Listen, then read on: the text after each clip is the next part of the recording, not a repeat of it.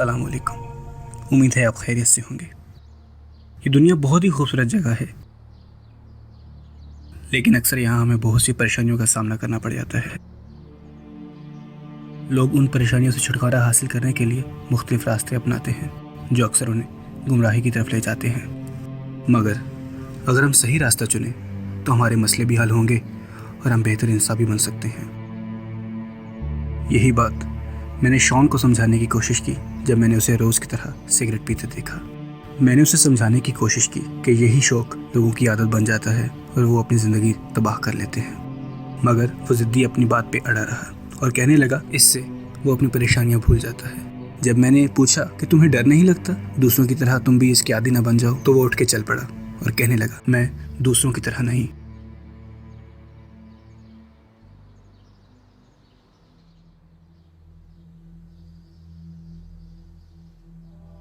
अगर आप मुझसे ये सब होने से पहले पूछते कि क्या मैं वो जहर चखना चाहूँगा तो मैं आपको बेवकूफ़ समझता।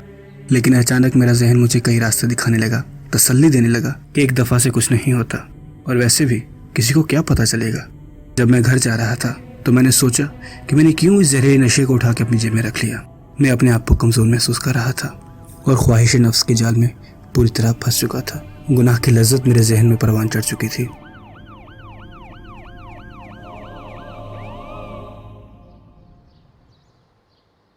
और बस अगले ही पल में पकड़े जाने का डर और अपनी नौकरी और ज़िंदगी से हाथ धोने का खौफ हर लज्जत और ख्वाहिश पे गालिब पड़ गया।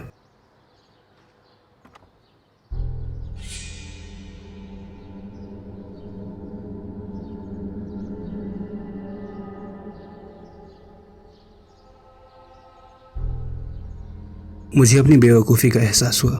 मैं तकरीबन पकड़ा जा चुका था, लेकिन अल्लाह ने उस दिन उस वार्डन की आंखों पे पर्दा डाल दिया और मुझे रुसवाई से बचा लिया, जबकि मैं उसकी नाफरमानी करने जा रहा था।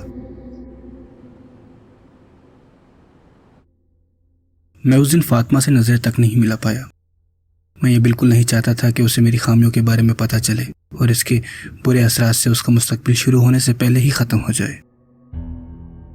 मगर वह अपनी मासूमियत में उस जहर से खेलने लगी जो मैं बड़ी बेशर्मी से घर ले आया था।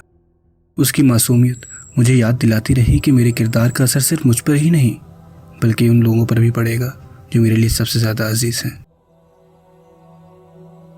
सो आखिर में वहाँ चला गया जहाँ मुझे कोई नहीं देख सकता था, घर की सबसे बुरी और गलीज़ जगह जहाँ सिर्फ गलाज़त पाई जाती है।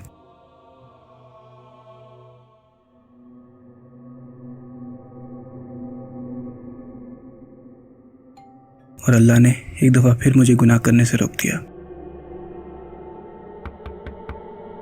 इस बार ये मेरा पड़ोसी जॉन था, जो शायद मुझे मेरा टूल बॉक्स लौटाने आया था, लेकिन वो मुझ पर एक बहुत बड़ा एहसान कर गया।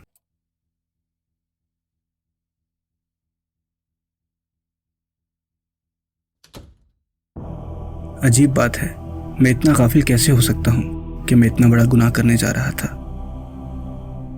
ऐसा महसूस होने लगा जैसे मेरा रब मुझे ये एहसास दिला रहा हो कि किस तरह मैं आहिस्ता आहिस्ता शैतान के जाल में फंस रहा था, कि ये ज़रूरी नहीं मेरा नफ्स गुनाह की तरफ मुझे राग़िब करे और मैं वो कर गुजरूं। वो मुझे देख रहा था और बार बार मौका दे रहा था रुकने का, जबकि मैं उसकी नाफरमानियां करने की कोशिश कर रहा था। ये मैं क्या बनने जा रहा हूँ? मैं ये क्या कर रहा हूँ? मैं किसे नुकसान पहुँचा रहा हूँ? किस चीज़ से दूर भाग रहा हूँ? मेरा मुस्तकबिल क्या है? मैं कब गफलत की नींद से जागूंगा? मुझे एक सहाबी की याद आई जो कभी शराब पिया करते थे, लेकिन रसूलुल्लाह सल्लल्लाहु अलैहि वसल्लम को उन पर यकीन था कि वो अल्लाह और उसके रसूल से मोहब्बत करते हैं और ये मोहब्बत एक दिन उन्हें होश में ले आएगी। मैंने उस बारे में सोचा जो तुमने मुझे कहा था। तुम सही थे, तुम सही थे।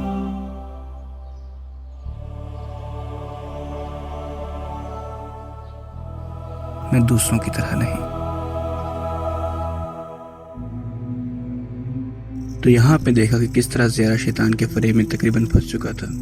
शैतान आपके सामने गुनाह को किस तरह पेश करता है कि आपको लगता है कि आपकी परेशानियों का वाहिद हल है, लेकिन दर हकीकत वो कुछ ही देर का मजा होता है, پھر وہ ہماری زندگی بھر کا سب سے بڑا مسئلہ بن جاتا ہے۔ ہماری زندگی کا مقصد یہی ہے کہ ہم اللہ کی نافرمانی سے بچ جائیں، ان گناہوں سے بچ جائیں جو ہمیں خوشنما نظر آتے ہیں، لیکن وہی ہماری زندگی اور آخرت کی تباہی کا سبب بنتے ہیں۔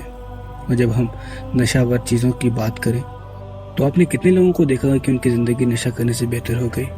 لوگ ایک ڈرگ سے شروع کرتے ہیں اور پھر دوسری اور پھر لینا شروع کر دیتے ہیں، کیونکہ ایک ڈرگ سے وہ مطمئن محسوس نہیں کرتے اور وہ کچھ حاصل نہیں کرتے سوائے دنیا اور آخرت کھونے سے۔ آخر میں اگر آپ غور کریں تو زیارہ اس بات پر بہت شرمندہ ہوا کہ اسے اس بات کی زیادہ فکر تھی کہ لوگ اسے گناہ کرتے نہ دیکھ لیں، جبکہ اس کا رب اسے ہر وقت دیکھ رہا تھا۔ اور ایسا کیوں ہوتا ہے کہ گناہ کرتے وقت ہم اللہ کی موجودگی سب سے کم محسوس کرتے ہیں، جیسے اللہ وہاں ہے ہی نہیں، جیسے آپ کہہ رہے ہوں کہ بس اللہ ہی تو دیکھ رہا ہے، جیسے کوئی عام سی بات ہو۔ امام احمد رحمۃ اللہ علیہ نے ایک شاعر کو کہتے سنا، خوف آتا ہے خدا پوچھے گا مجھ سے، کیوں شرم نہ آئی جب بھی حیائی تھے تم کرتے، چھپاتے تھے گناہ تم لوگوں کی نظر سے، اور میرے سامنے نافرمانی کا گھمنڈ تم کرتے۔